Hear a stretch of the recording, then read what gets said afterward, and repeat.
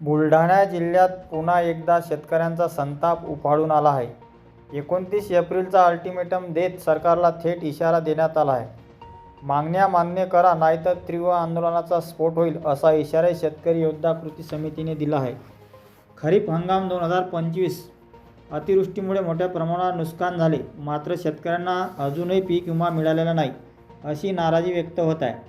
शासनाने नुकसान मान्य करूनही मदत दिली, पण त्याच नुकसानाचा विमा नाकारला जात असल्याचा आरोप शेतकरी प्रतिनिधींनी केला आहे.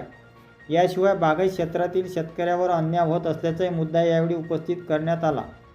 खरेदी विक्री वेळी बागायती निकष लावले जातात, मदत देताना तेच निकष वापरले जात नसल्याचा आरोप करण्यात आला आहे.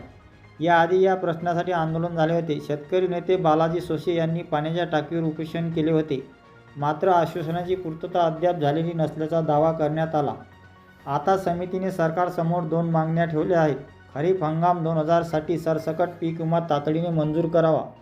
पात्र बागायती शेतकऱ्यांना त्वरित मदत द्यावी. समितीने सांगितले आहे की 29 एप्रिल 2026 पूर्वी मुख्यमंत्री आणि कृषी मंत्री स्तरावर बैठक घ्यावी, अन्यथा आंदोलनाचा मार्ग स्वीकारला जाईल.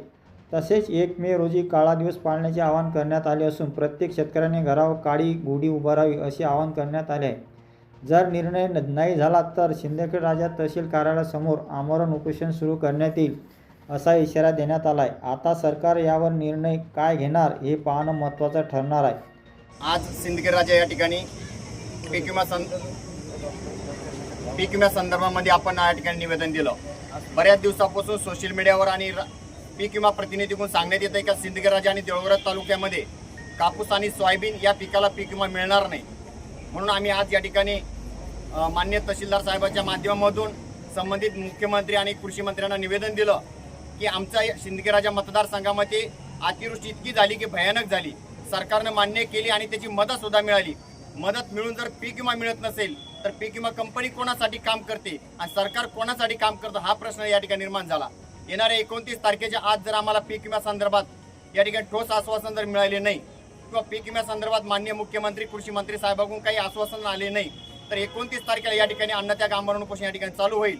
आणि महाराष्ट्र दिन 1 तारीख आहे, 1 मे महाराष्ट्र दिन आहे. या दिवशी उपोषणाच्या समोर काळी गुढी या ठिकाणी उभी करण्यात येईल, कारण शेतकऱ्याची वेदना या ठिकाणी जाणून घेण्यासाठी सरकारने आमच्याशी या ठिकाणी संवाद साधावा आणि आमच्या प्रश्न या ठिकाणी मार्गी लागावे, एवढीच अपेक्षा या ठिकाणी करतो आणि थांबतो. यानंतर प्रवीण भाऊ बोलतील.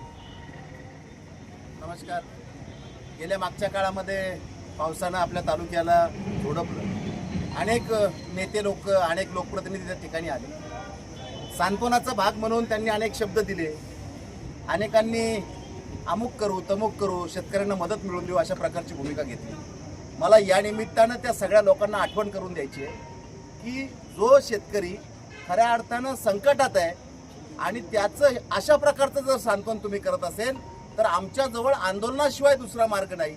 आणि म्हणून आमची तुम्हाला या बाईटच्या माध्यमातून आमचं आव्हान आहे की 29 तारखेपर्यंत जर तुम्ही पीक विम्याच्या आणि आमच्या इतर शेतकऱ्याच्या समस्या संदर्भातल्या प्रश्नाची जर सोडवणूक केली नाही तर आम्हाला नाईलाजानं लोकशाही मार्गानं आक्रमक असं आंदोलन आम्ही करणार आहोत, याची आपण नोंद घ्यावी.